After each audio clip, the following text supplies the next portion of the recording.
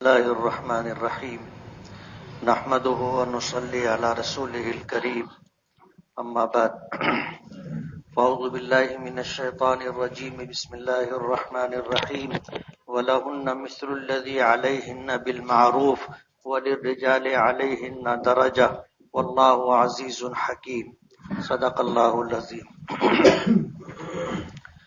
بزرگان محترم اور عزیز دوستو، اللہ تعالیٰ نے یہ نظام جو اس کائنات کا بنایا ہے، اس نظام میں اللہ تعالیٰ نے انسانوں کے لیے جنہیں اشرف المخلوقات کا درجہ دیا ہے، اس میں رشتہ داروں کی رشتہ داریوں کے نبھانے کا حکم دیا ہے، ایک دوسرے کے حقوق کی ادائیگی کی تاکید کی ہے، اور جب تک ان حقوق کی ادائیگی ہوتی رہے گی جانبین سے، یعنی دونوں طرف سے حقوق ایک دوسرے کے ادا کیے جاتے رہیں گے، رشتہ داریاں بحال رہیں گی، خوشگوار تعلقات رہیں گے، ایک دوسرے کے دکھ سکھ میں لوگ شریک ہوں گے، اور ایک خاندانی نظام جسے اللہ نے بنایا ہے وہ خاندانی نظام حسن و اسلوبی کے ساتھ چلتا رہے گا۔ گزشتہ دنوں میں بیانات میں ماں باپ کے حقوق، میاں بیوی کے حقوق بیان کیے گئے تھے۔ تفصیل سے یہ بات ذکر کی گئی تھی کہ بیوی پر شوہر کے کیا کیا حقوق ہیں اور شوہر پر بیوی کے کیا کیا حقوق ہیں۔ ایک خاندانی نظام رشتہ نکاح کے ذریعے وجود میں آتا ہے، نیا خاندان بنتا ہے، اس نئے خاندان کی ابتدا میاں بیوی کے رشتہ نکاح کے ذریعے سے ہوتی ہے، اور میاں بیوی کے حقوق ادا کیے جاتے رہیں تو خاندانی نظام بحال رہتا ہے، اور خاندانی نظام آگے بڑھنے کے ساتھ ساتھ مستحکم ہوتا ہے۔ اس لیے میاں بیوی کے حقوق علیحدہ علیحدہ کیا ہیں اسے بیان کیا گیا تھا۔ میاں بیوی کے کچھ مشترکہ حقوق بھی ہوتے، یعنی دونوں پر ایک دوسرے جیسا حق ہوتا ہے، جیسے حقوق کی ادائیگی۔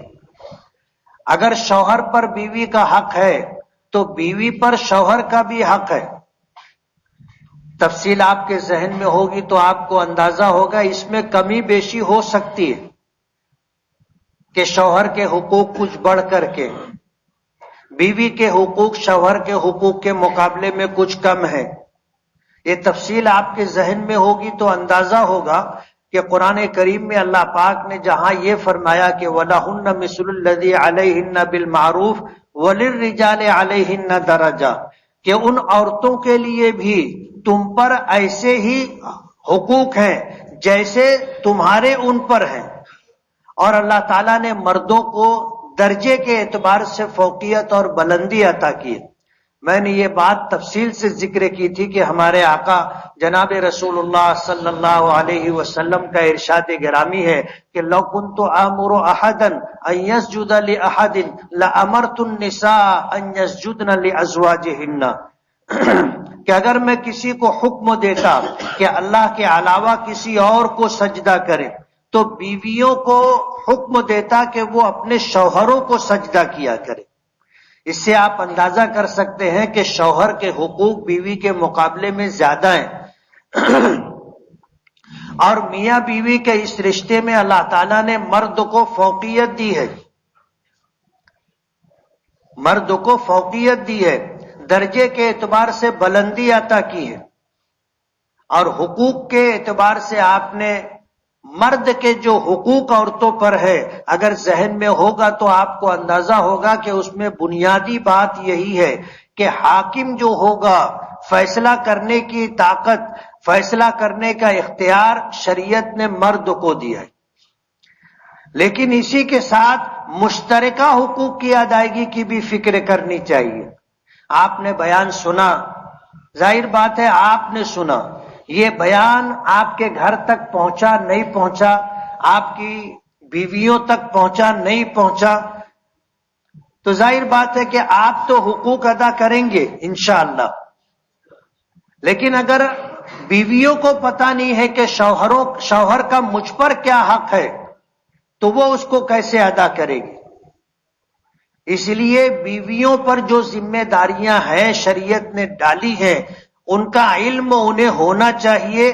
اب یہ علم انہیں کیسے ہوگا یہ آپ کی ذمہ داری، انہیں بتانا، انہیں سمجھانا اور حقوق کی ادائیگی کی تلقین کرتے رہنا، یہ ذمہ داری آپ کی ہے کہ آپ نے میرے ذریعے سے آپ پر بیویوں کے جو حقوق ہیں وہ آپ نے سن لیے اور ادا کرنا شروع کر دیا. جیسے پچھلے ہفتے میں نے تذکرہ کیا تھا کہ بیوی کے حقوق میں سے ایک حق یہ ہے کہ اسے مہر دیا جائے جو طے ہوا. لیکن ضمناً یہ بات تھی کہ ہمارے آقا نبی کریم صلی اللہ علیہ وسلم نے اپنی تمام بیویوں کو اور اپنی تمام بیٹیوں کے جو مہر مقرر کیے تھے اور جس کی ادائیگی آپ نے فرمائی تھی وہ 500 درہم تھے، یعنی جسے آج کے زمانے میں ہم مہر فاطمی کہتے. تو اس کی ادائیگی کی تلقین کی گئی تھی. اللہ کا کرم ہے بہت سارے ہم میں سے ایسے لوگ ہیں جنہیں اللہ نے حیثیت دی تھی اور جن کے پاس پیسہ تھا، جمع شدہ پونجی تھی، انہوں نے گھر جا کر کے بیویوں کو مہر فاطمی کے عنوان سے دیا. ان میں سے کچھ خواتین ایسی بھی ہیں جنہوں نے دارالعلوم دیوبند کو اپنے مہر کی رقموں سے ایک اچھی خاصی رقم ادا کی. اندازہ ہوا، خوشی بھی ہوئی کہ لوگ سنتے ہیں تو عمل بھی کرتے، اور انشاءاللہ اس کے دیر پا اثرات آپ محسوس کریں گے. ظاہر بات ہے آپ نے بیویوں کو جب مہر فاطمی کی ادائیگی کی تھی جو طے بھی نہیں تھی، آپ اپنی مرضی سے دے رہے ہیں، تو اس کے جو مثبت اثرات ہوں گے اور ان کی زندگی پر شوہر کے تئیں جو محبت مودت پیدا ہوگی اور جس کی ادائیگی کی وہ فکر کریں گے، اپنے شوہروں کی خدمت، اطاعت، محبت کا جو جذبہ اللہ ان کے دل میں ڈالے گا اس کے دیر پا اثرات آپ محسوس کریں گے. آپ کسی سنت کی ادائیگی کو معمولی نہ سمجھیں، سنت کی ادائیگی کو معمولی نہ سمجھیں. لوگ بسا اوقات جانے انجانے میں یہ بات کہہ دیتے ہیں کہ چھوڑو یار سنت ہی تو ہے. یہ جملہ انتہائی خطرناک ہے. ہماری دنیا اور آخرت کی کامیابی کا انحصار نبی کریم صلی اللہ علیہ وسلم کے طریقے پر ہے. اگر ہمیں دنیا میں کامیابی ملے گی تو اپنے آقا کے طریقے پر چل کر کے، اور اگر آخرت میں ہمیں سربلندی ملے گی تو سنتوں کی ادائیگی کی وجہ سے ملے گی. اللہ تعالیٰ کو اپنے محبوب سے محبت ہے اور محبوب کی ہر ادا اللہ کو پسند ہے. آپ نے اگر کسی سے محبت کی ہوگی تو آپ کو اندازہ ہوگا کہ جس سے واقعی محبت ہوتی ہے اس کا چلنا بھی اچھا لگتا ہے، اس کا اٹھنا بیٹھنا بھی اچھا لگتا ہے، اس کا گفتگو کرنا بھی اچھا لگتا ہے، اس کا مسکرانا بھی اچھا لگتا ہے. ایک ایک ادا اس کی دل کو بھاتی ہے اور اس طرح دل میں جگہ پکڑتی ہے کہ اس سے اچھی چال، اس سے اچھی ڈھال، اس سے اچھی گفتگو، اس سے اچھی ادائیں آپ کی نگاہوں میں آتی ہوں گی، لیکن دل اس کو قبول نہیں کرتا ہوگا. دل تو اس کو ہی قبول کیا جس سے واقعی محبت تھی. نبی کریم صلی اللہ علیہ وسلم اللہ کے محبوب ہیں. ہمارے محبوب تو بعد میں، اور ہمارے دلوں میں اپنے آقا کی کتنی محبت ہے اس کا پیمانہ ہمارے پاس خود ہے، ہم خود ہی جانچ سکتے ہیں. میں آپ کو کچھ کہوں، آپ مجھے کچھ کہیں، اس سے بہتر یہ ہے کہ ہر آدمی اپنے دل کو ٹٹول کر کے دیکھ لے کہ اللہ کے رسول صلی اللہ علیہ وسلم کی کتنی محبت ہے. جس سے محبت ہوتی ہے اس کی ہر چیز بھلی اور اچھی لگتی ہے. جو لوگ یہ کہتے ہیں کہ چھوڑو یار سنت ہی تو ہے، اس کا مطلب یہ ہے کہ ان کو اپنے آقا سے واقعی محبت نہیں. اگر محبت ہوتی تو یہ جملہ ہرگز زبان پر نہیں آتا. قرآن کریم میں اللہ پاک نے فرمایا کہ ان کنتم تحبون اللہ فاتبعونی، اگر تم اللہ سے محبت کا دعویٰ کرتے ہو تو اس کا پیمانہ یہ ہے کہ تم اللہ کے رسول سے محبت کرو. اگر اللہ کے رسول سے محبت ہے تو یہ اس بات کی پہچان ہے کہ آپ کو اللہ سے بھی محبت ہے، اور اگر آپ کو اللہ کے رسول سے محبت نہیں ہے تو آپ کو اللہ سے بھی محبت نہیں ہے۔ جھوٹا دعویٰ تو کوئی بھی کر سکتا ہے۔ اس لیے یہ کہنا کہ یہ تو حضور کی سنت ہی تو ہے، چھوڑو، فرض تھوڑی ہے، واجب تھوڑی ہے، اس کا مطلب یہ ہے کہ آپ کو اللہ اس کے رسول سے محبت نہیں ہے، اور آپ کا کوئی عمل اس وقت تک اللہ کی بارگاہ میں شرف قبولیت نہیں پائے گا جب تک اللہ کے محبوب نبی کریم صلی اللہ علیہ وسلم کے طریقے پر نہیں ہوگا۔ تو سنت پر عمل ہماری دنیا اور آخرت کی کامیابی کی ضمانت ہے۔ ہم کوئی بھی طور طریقہ اختیار کریں اور اپنے طور پر چاہے ہم اس کو کامیابی کی ضمانت سمجھیں، وہ کامیابی کی ضمانت نہیں ہو سکتی، کامیابی اس پر نہیں ملے گی۔ اس دنیا میں جو ہوتا ہے اللہ پاک کے کرنے سے ہوتا ہے، اللہ کے فیصلے کے بغیر اس دنیا میں پتہ بھی نہیں ہلتا۔ آپ کی کامیابی اور ناکامی حضور کے طریقے پر ہے، اور یہ فرمان خداوندی ہے۔ کسی اور کے طریقے پر چل کر کبھی بھی آپ کو کامیابی نہیں ملے گی۔ یہ بات آپ گرہ ڈال کے محفوظ رکھیں کہ ہماری کامیابی اور ناکامی کا انحصار نبی کریم صلی اللہ علیہ وسلم کے طریقوں پر چل کر کے۔ تو مہر فاطمی ہمارے آقا کی سنت ہے، اور اس کی ادائیگی کو آپ معمولی نہ سمجھیں۔ حضرت خواجہ معین الدین چشتی اجمیری رحمت اللہ علیہ بہت مشہور شخصیت ہے۔ اللہ نے ولایت کا جو مقام عطا کیا تھا، اور جب ان کو اس بات کا الہام ہوا اور ان کو ان کے شیخ کی طرف سے اس بات کا حکم ہوا کہ ہندوستان میں اللہ کا دین لے کر کے جاؤ اور لوگوں تک اللہ کا دین پہنچاؤ، تو ہندوستان تشریف لائے، اور اجمیر کی سرزمین پر جب پہنچے تو تاریخ میں یہ بات آتی ہے کہ وہاں جو تالاب ہے جس کو انا ساگر کہتے ہیں، اس کے کنارے انہوں نے اپنے قافلے کے ساتھ پڑاؤ کیا اور وہاں ٹھہرے۔ ظاہر بات ہے اس زمانے میں سفر جانوروں پر ہوتا تھا، اونٹ ہے، خچر ہے، گھوڑے ہیں، گدھے ہیں، ان جانوروں پر سفر ہوتا تھا۔ ظاہر بات ہے جن کو جہاں بٹھایا جائے گا وہاں پر گندگی ہوگی، وہ پیشاب بھی کریں گے، پاخانہ بھی کریں گے، گندگی ہوگی۔ تو انا ساگر کے کنارے جب پڑاؤ کیا گیا تو اس وقت کے بادشاہ وقت کو، اور اسی طرح جو ہے وہاں کے جو لوگ تھے ان کو یہ بات ناگوار گزری۔ وہیں کہیں کسی جگہ پر جہاں پر حضرت خواجہ نے قیام کیا تھا، بادشاہ کے جو جانور تھے، اونٹ اور گھوڑے، وہ وہاں رہتے تھے۔ تو یہ ہوا کہ آپ یہاں سے ہٹو، یہ تو بادشاہ کے گھوڑوں کے بیٹھنے کی جگہ ہے۔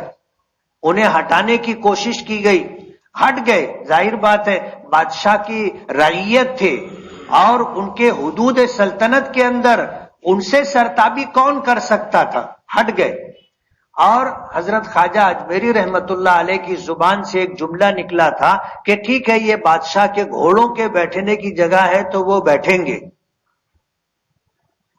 تاریخ کی کتابوں میں آتا ہے کہ جب بادشاہ کے جانور گھوڑے وغیرہ آ کر کے وہاں بیٹھے، رات گزری، صبح ہو گئی، جانوروں کو اٹھنا تھا، کھڑے ہونا تھا، چرنے کے لیے جنگل جانا تھا، لیکن کوئی جانور اٹھ نہیں سکا۔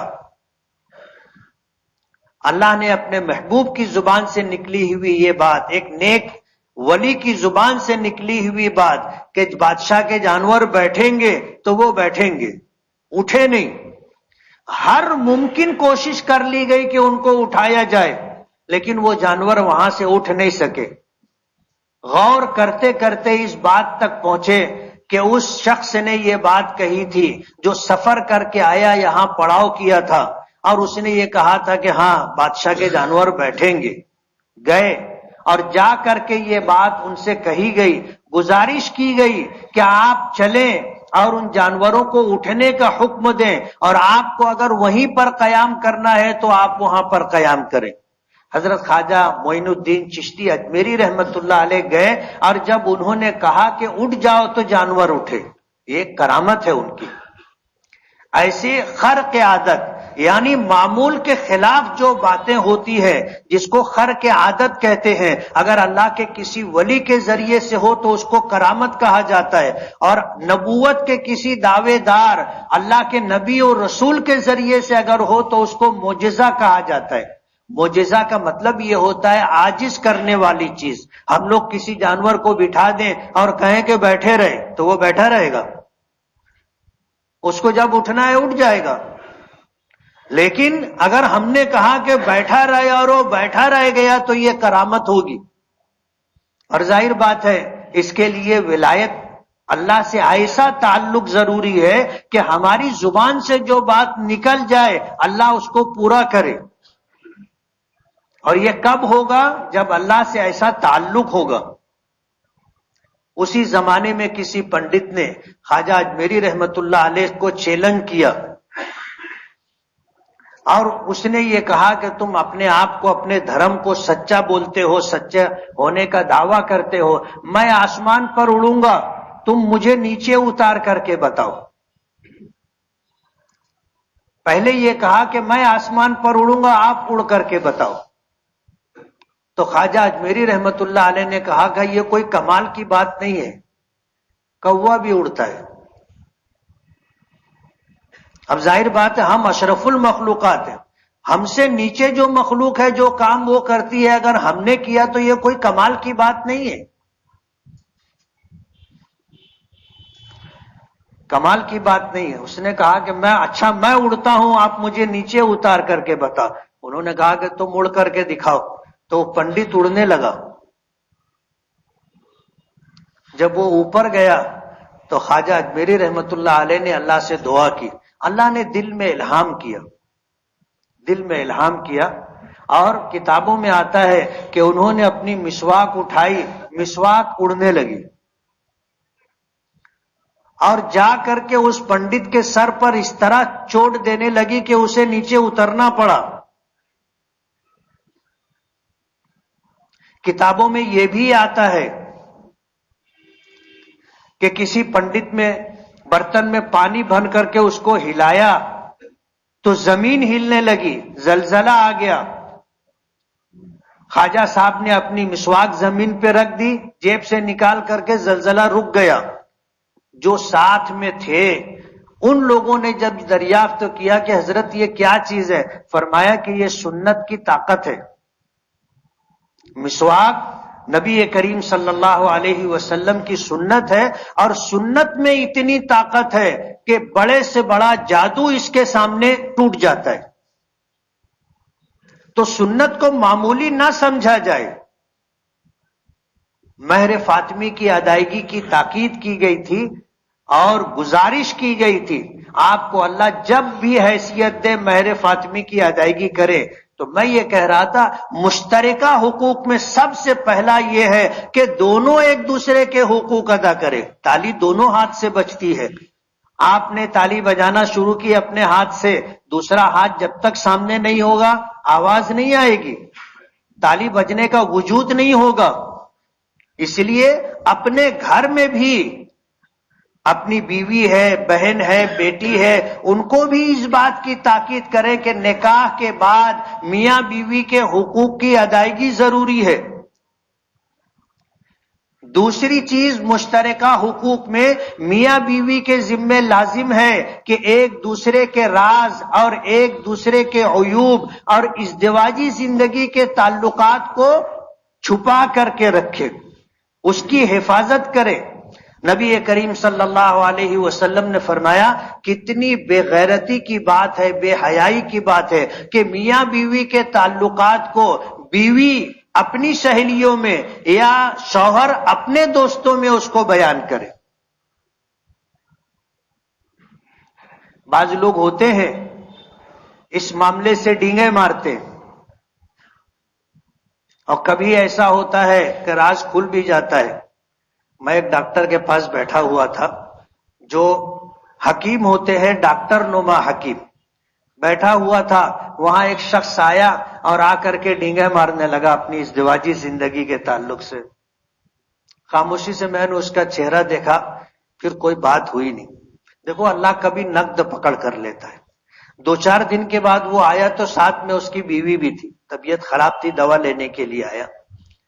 اب جب آیا تو بیوی کی دوا دی گئی، اور اس کے بعد جو ہے بیوی نے، میں تھوڑا سا اندیکھی انسنی کر رہا تھا کہ اب یہ اخبار دیکھنے لگا، تو بیوی نے ڈاکٹر صاحب سے دھیرے سے کہا ان کو بھی کوئی دوائی دو.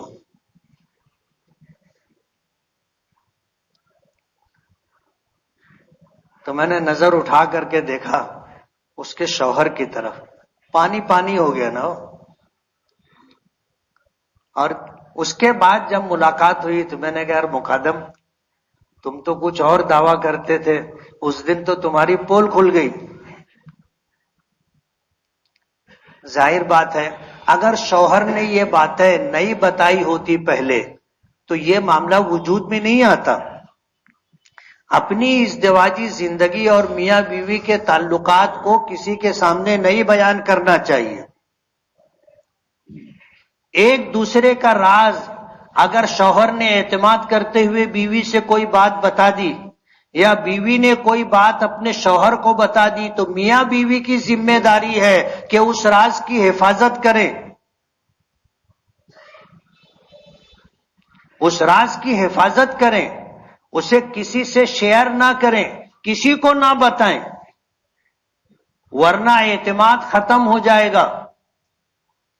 اور عیب سے پاک اللہ کی ذات ہے، اللہ کے علاوہ کوئی بے عیب نہیں ہے. اس لیے شوہر میں کچھ عیوب ہو سکتے ہیں، بیوی میں بھی کچھ کمزوریاں، کچھ عیوب ہو سکتے ہیں.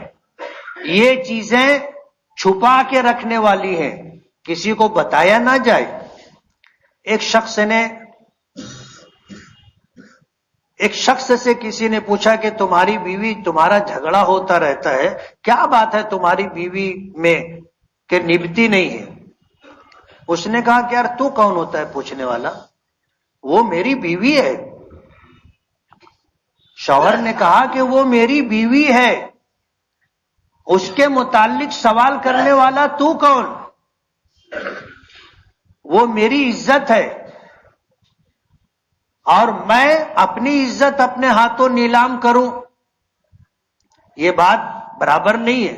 آج تو سوال کیا، آج کے بعد پوچھنا مت. اب وہ قریبی تعلق والا شخص تھا، کچھ دنوں کے بعد شوہر نے بیوی کو طلاق دے دی.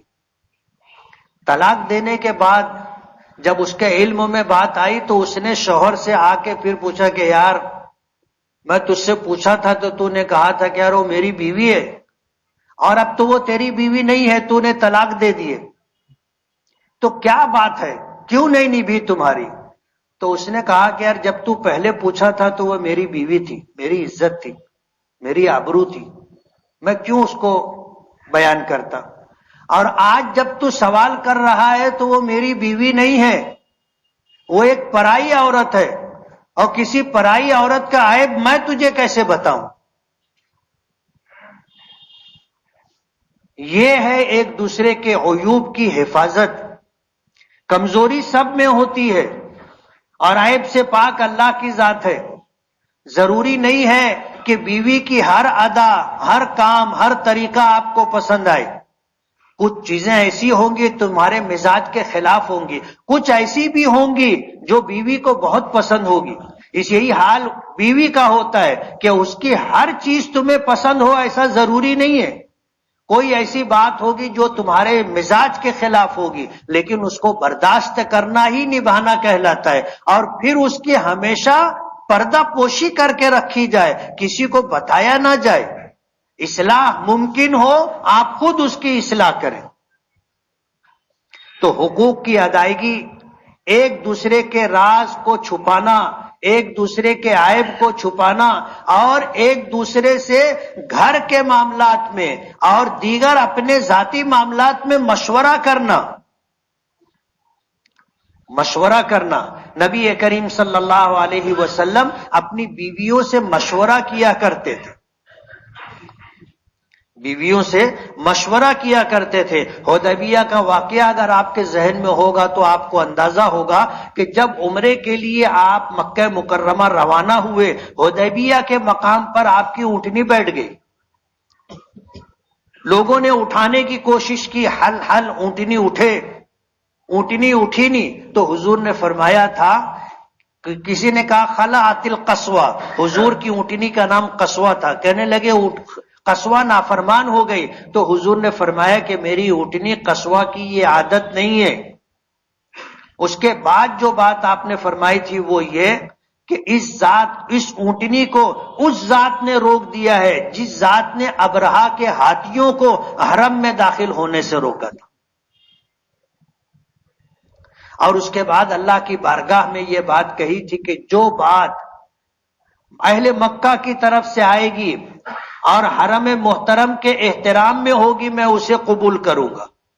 پھر صلح حدیبیہ کا معاملہ آیا اور یہ طے ہوا کہ اس سال عمرہ آپ نہیں کریں گے، واپس جائیں گے، اگلے سال آ کر کے اس عمرے کی قضا کریں گے. تو حضور نے اس بات کو قبول کر لیا تھا. اپنے تمام ساتھیوں کو حکم دیا کہ سر منڈوا لے، احرام اتار دیں، واپس مدینہ چلے. صحابہ کرام میں سے کوئی کھڑا نہیں ہوا، کوئی اپنی جگہ سے ہلا نہیں.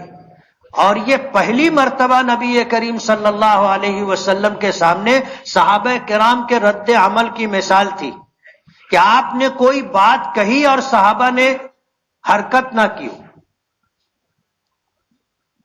آپ واپس اپنے خیمے میں گئے اور جا کر کے اپنی اہلیہ محترمہ حضرت ام سلمہ رضی اللہ تعالی عنہا سے مشورہ کیا کہ ام سلمہ معاملہ اس طرح کا ہے اور میں نے اپنے ساتھیوں سے کہا کہ سر منڈا لے، احرام اتار دے اور مدینہ واپس چلے، تو ایک آدمی بھی اپنی جگہ سے نہیں ہلا. کیا کروں؟ ام سلمہ رضی اللہ تعالی عنہا نے دو بات کہی. ایک تو یہ کہی کہ اللہ کے رسول، آپ کے صحابہ نافرمان نہیں، لیکن ایک زمانے کے بعد، برسوں کے بعد عمرے کے لیے آئے ہیں اور اب ان سے یہ کہا جا رہا ہے کہ عمرہ نہ کریں اور یہاں سے واپس جائیں. اس بات کے لیے ان کے دل آمادہ نہیں، ان میں نافرمانی کا جذبہ نہیں ہے، اللہ کا گھر دیکھنے کی خواہش ہے اور عمرہ کرنے کی چاہت ہے. آج بھی ان کو یہ امید ہے کہ کچھ نہ کچھ راستہ بنے گا. اور جب آپ کا فیصلہ ہو گیا ہے تو آپ یہ کریں کہ آپ اپنا سر منڈوا لیں، اپنا احرام اتار دیں. اللہ کے رسول صلی اللہ علیہ وسلم باہر تشریف لے گئے، سر مونڈنے والے کو بلایا، اپنا سر منڈوایا. سر منڈوا کر کے آپ نے احرام اتار دیا. جو ہی سر مونڈنا شروع کیا گیا تمام صحابہ کرام کھڑے ہو گئے اور جا کر کے سب نے اپنا سر منڈوا لیا اور احرام اتار دیا. تو اپنی بیویوں سے مشورہ کیا کریں. اور اس کا سب سے بڑا فائدہ یہ ہوگا کہ اگر آپ نے کوئی کام کیا، خدا نہ خواستہ اس میں آپ ناکام ہو گئے تو ناکامی کا تنہا الزام آپ کے سر نہیں آئے گا. جن گھروں میں مشورہ نہیں کیا جاتا اور پھر تباہی آتی ہے، دیوالیہ نکلتا ہے اور کوئی ناقابل قبول بات سامنے آ جاتی ہے تو گھر میں کہا جاتا ہے کہ کسی سے پوچھتے نہیں، مشورہ کرتے نہیں، من مانی کرتے ہو، تمہاری وجہ سے ایسا ہو گیا. یہ الزام تنہا آپ کے سر نہیں آئے گا. جب آپ گھر میں کوئی فیصلہ کریں گے، بیٹے کا رشتہ کرنا ہے، بیٹی کا رشتہ کرنا ہے، گھر بنانا ہے، کاروبار میں کوئی تبدیلی لانا ہے اور بھی دیگر معاملات ہوتے ہیں، گھر میں آپ مشورہ کریں گے اور مشورہ کرنے کے بعد کوئی فیصلہ کریں گے تو اگر کامیابی ملے گی سب کو دلی خوشی ہوگی. اور اگر خدا نہ خواستہ خلاف مزاج اور خلاف طبع کوئی بات سامنے آ گئی تو سب یہ سمجھ لیں گے کہ بھئی یہ تو سب کا مشورہ تھا، کوئی کسی کو الزام نہیں دے گا. ایک دوسرے سے مشورہ کرنا. حضور پاک صلی اللہ علیہ وسلم ازواج مطہرات سے مشورہ کیا کرتے تھے اور قرآن کریم میں اللہ کا حکم ہے وَشَاوِرْهُمْ فِي الْأَمْرِ، وَشَاوِرْهُمْ فِي الْأَمْرِ، کوئی معاملہ درپیش ہو آپ مشورہ کریں. اللہ کے رسول کو حکم دیا گیا تو آپ مشورہ کیا کرتے تھے ازواج مطہرات سے امور خانہ داری اور گھر سے متعلق باتوں پر، اور دوسرے معاملات میں دوسرے ذمہ داروں سے آپ مشورہ کیا کرتے تھے. تو اپنی بیویوں سے مشورہ کیا کریں، اور جب بچے بڑے ہو جائیں تو اپنے بچوں سے بھی مشورہ کیا کریں. نبی کریم صلی اللہ علیہ وسلم نے فرمایا کہ بیویوں کے مشترکہ حقوق میں ایک دوسرے سے محبت مودت کا اظہار ضروری ہے. اظہار ضروری ہے. آپ کو مجھ سے بہت محبت ہے، مجھے کیسے پتا چلے گا کہ آپ کو مجھ سے محبت ہے کوئی طریقہ ہے؟ زبان سے نہ کہتے ہوئے آدمی اپنے معاملات کے ذریعے یہ باور کرا دیتا ہے کہ میں آپ کے ساتھ ہوں، میں آپ سے بہت تعلق رکھتا ہوں. آدمی دیکھتا ہے کہ یہ ہر وقت پاس آتا ہے، سلام کرتا ہے، خیر خیریت پوچھتا ہے، دور سے کھڑے ہو کر دیکھ کے مسکراتا رہتا ہے. آدمی ان چیزوں سے اندازہ لگا لیتا ہے کہ اس شخص سے مجھ سے لگاؤ ہے. لیکن حضور نے فرمایا کہ جب تمہیں کسی سے محبت ہو تو کہو کہ مجھے آپ سے محبت ہے. اللہ کے نبی صلی اللہ علیہ وسلم نے اس بات کا اظہار مختلف مواقع پہ صحابہ کرام سے کیا، اور صحابہ کرام کو بھی اس بات کی تلقین تھی کہ آپ کو جس سے محبت ہو آپ بتایا کرو. لوگ بولتے ہیں نا آئی لو یو،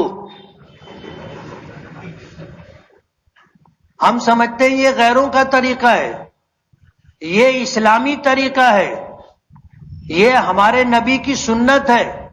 غیروں نے اپنا لیا، غیروں نے اپنا لیا، اس کو اپنا چلن اپنا معمول بنا لیا، اور ہم لوگوں نے چھوڑ دیا. یہ جملہ میں نے کہا تو سب کا ذہن فوراً کدھر گیا ہوگا؟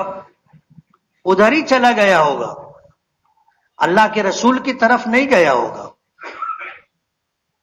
زبان کا فرق ہے. آدمی اردو میں کہے گا کہ میں آپ سے محبت کرتا ہوں، مجھے آپ سے محبت ہے، یہی بات عربی میں کہی جاتی ہے. اسی طرح اگر میاں بیوی کی طرف سے کسی کو کوئی راحت کوئی خوشی ملے تو ایک دوسرے کا شکریہ ادا کرنا چاہیے. ہم لوگ کبھی ادا کرتے؟ ایک بزرگ کے پاس ایک شخص اپنی بیوی کی شکایت لے کر کے گیا. اس نے بیوی کی شکایت کی، وہ اللہ کے ولی سنتے رہے. جب بات ختم ہو گئی تو انہوں نے پوچھا کہ تیرا باورچی کون ہے؟ اس نے کہا کہ باورچی نہیں ہے میرے گھر، میری بیوی میرا کھانا بناتی ہے. اچھا، تیرا دھوبی کون ہے؟ بولے دھوبی نہیں ہے، میری بیوی میرے کپڑے دھوتی ہے. اچھا، تیرا خادم کون ہے؟ گھر کی صاف صفائی کون کرتا ہے؟ تو اس نے کہا کہ میرے گھر کوئی نوکر کوئی خادم نہیں ہے، یہ کام تو میری بیوی کرتی ہے. گھر میں بیوی جتنے کام کرتی ہے، اس اللہ کے ولی نے اس سے پوچھا کہ تیرا باورچی کون ہے، تیرا دھوبی کون ہے، تیرا خادم کون ہے، تیرے سامان کی حفاظت کرنے والا، تیرے گھر کی حفاظت کرنے والا چوکیدار کون ہے؟ یہ ساری باتیں پوچھنے کے بعد انہوں نے کہا کہ جب بیوی تیرا کپڑا دھوتی ہے، بیوی تیرا کھانا بناتی ہے، بیوی تیری عزت کی حفاظت کرتی ہے، تیرے گھر کی حفاظت کرتی ہے، تیرے سامان کی حفاظت کرتی ہے، تیرے رازوں کی حفاظت کرتی ہے، یہ خوبیاں تجھ کو نہیں دکھائی دی؟ مفت کا باورچی مل گیا، ایک وقت کھانا بناؤ تو دال آٹے کا بھاؤ سمجھ میں آ جائے گا. ایک مرتبہ کپڑا دھو تو ہاتھ دکھنے لگ جائیں گے آپ کے.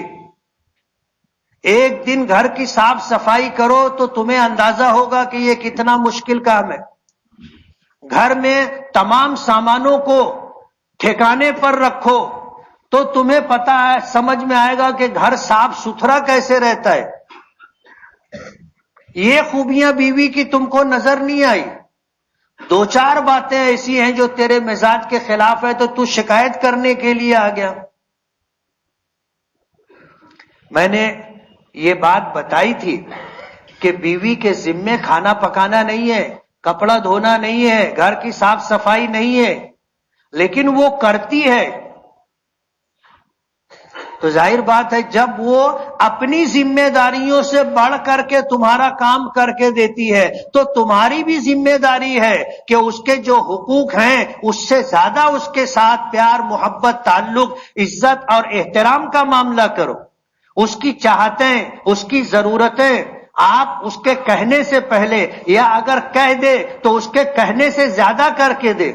اس نے ایک جوڑے کی فرمائش کی، اللہ نے آپ کو حیثیت دی ہے، ایک اس کی پسند کا ایک اپنی پسند کا لے جا کر کے دے دو. کر کے تو دیکھو، ریٹرن بہت زبردست رہتا ہے. ازدواجی زندگی کو نبھانے کے لیے ان چیزوں کی ضرورت ہے اور یہ ساری چیزیں ہماری شریعت نے ہمیں بتائی. اسی کے ساتھ حق وراثت، حق وراثت یہ بھی مشترکہ حق ہے. شوہر کا انتقال ہو تو بیوی کو میراث ملتی ہے، اور بیوی کا انتقال ہو تو اس کی ملکیت میں شوہر کا حق ہوتا ہے.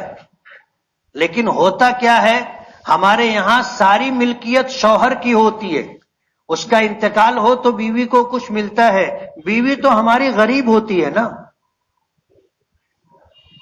بیوی کتنے مالدار گھرانوں میں ایسا ہوتا ہے کہ ان کے گھر کی خواتین مستحق زکوٰۃ ہوتی ہو، یعنی آپ اگر ان کو زکوٰۃ دے دو تو زکوٰۃ ادا ہو جائے گی. ان کو کپڑے کے علاوہ، کھانے کے علاوہ، ان کی آرائش اور زیبائش کے علاوہ کچھ نہیں دیا جاتا. گھر میں کپڑا آتا ہے سب کے لیے، ان کو بھی مل جاتا. کھانا پکتا ہے سب کے لیے، وہ بھی کھا لیتی ہے. مکان سب کے لیے ہے، اس مکان میں وہ رہ لیتی ہے. سواری سب کے لیے ہے، اس کو وہ استعمال کر لیتی ہے. اس کی ملکیت میں کیا ہے؟ ایک لمحے کے لیے آپ سوچو جن کی بیویاں ہیں کہ ان کی بیویوں کے پاس ملکیت کے اعتبار سے، دولت کے اعتبار سے کیا ہے. اسے 10 روپے کی ضرورت پڑتی ہے، وہ آپ سے مانگتی ہے کہ 10 روپیہ دینا، 50 روپیہ دینا، 100 روپیہ دینا. آپ دیتے ہو تو اس کی ضرورت پوری ہوتی ہے. اس کے پاس کیا ہے؟ اچھے اچھے لوگوں کی بیویاں غریب ہوتی ہے، وہ سیٹھ صاحب کی بیوی، لیکن ہر سیٹھ کی بیوی سیٹھانی نہیں ہوتی. ہر سیٹھ کی بیوی سیٹھانی نہیں ہوتی. کچھ ہی لوگ ہوتے ہیں جن کی بیوی سیٹھانی ہوتی ہے. اس لیے شوہر مرتا ہے تو بیوی کو کچھ مل جاتا ہے، لیکن بیوی مرتی ہے تو اس کے پاس کچھ رہتا ہی نہیں ہے اس کا اپنا، کہ اس کے بٹوارے کی نوبت آئے. شریعت نے ہر ایک کی ملکیت الگ رکھی ہے. شوہر کی ملکیت شوہر کی ہے، بیوی کی ملکیت بیوی کی ہے. تو جو مالدار لوگ ہیں ان کو چاہیے کہ اپنی بیوی کو بھی مالدار بنائیں. سمجھ رہے ہو میری بات؟ اپنی بیویوں کو بھی مالدار بنائیں، یعنی ان کی بھی اپنی ملکیت ہونی چاہیے، اور ان کے پاس بھی کچھ پسماندہ رقومات ہونی چاہیے کہ وہ اپنی مرضی سے اگر کچھ خرچ کرنا چاہے تو کر لے. اپنے ماں باپ کو کچھ دینا چاہے، اپنے بھائی بہنوں کو کچھ دینا چاہے، اپنے بچوں میں سے کسی بیٹے بیٹی کو کچھ دینا چاہے تو دے سکے. جب اس کے پاس رہے گا تو دے گی نا. آپ نے جب اس کے پاس کچھ رکھا ہی نہیں ہے تو وہ کیا دے سکتی ہے؟ اور ظاہر بات ہے کہ آپ کے مال میں سے آپ کی اجازت کے بغیر وہ کسی کو دے نہیں سکتی. اس لیے حق وراثت بھی مشترکہ حق ہے کہ شوہر کی میراث بیوی کو ملے گی، اور بیوی کا انتقال ہو تو اس کی میراث میں شوہر کا حصہ ہوگا. یہ مشترکہ حقوق ہیں. سماج میں آپ کی بہت عزت ہے، تو آپ کی بیوی کی بھی عزت ہونی چاہیے. اس کا کیا طریقہ ہوگا؟ اسی وقت ہوگا جب بیوی کو گھر میں عزت ملے گی. بیوی کو گھر میں عزت ملے گی، اور کبھی کہیں کسی موقع پر تذکرہ ہوا تو آپ اپنی بیوی کی عزت اور احترام اپنے معاملات سے، اپنے الفاظ سے آپ جتا سکتے. یہ بھی ضروری ہے کہ خدا نہ خواستہ کبھی کسی موقع پر کسی کی بیوی کا تذکرہ آئے تو شوہر اس کا اس انداز میں اس کا تذکرہ کرے کہ لوگوں کے دلوں میں اس کا احترام آ جائے. کہے کہ اللہ نے تو مجھے نایاب بیوی عطا کی، میں خوش نصیب ہوں، اللہ نے ایسی بیوی دی ہے وہ نصیب والوں کو ملتی ہے. اس طرح کی باتیں ضرورت ہو تو کہی جائے، بلا وجہ نہیں. کچھ لوگ ہوتے ہیں جہاں معاملہ شروع ہوا بات چیت کا تو آ کے ان کی بیوی پر ہی ختم ہوتا. وہ اپنی بیویوں کا دوستوں کی مجلس میں تذکرہ کرتے ہیں، بار بار نام لیتے ہیں. یہ بے حیائی ہے. تو مشترکہ حقوق کی ادائیگی بھی ضروری ہے. جب مشترکہ حقوق آپ ادا کرو گے پھر آپ دیکھو آپ کی زندگی شاندار زندگی ہوگی. آپ کی زندگی میاں بیوی کا رشتہ مثالی زندگی، مثالی رشتہ ہوگا. لوگ کہیں گے، گھر دیکھنا ہو تو ان کا دیکھو کہ کبھی کوئی چک چک نہیں، کوئی جھگڑا نہیں، کوئی اختلاف نہیں، کوئی ناراضگی نہیں. آج تک ان کے تعلق سے کوئی بات گھر کے باہر نہیں آئی.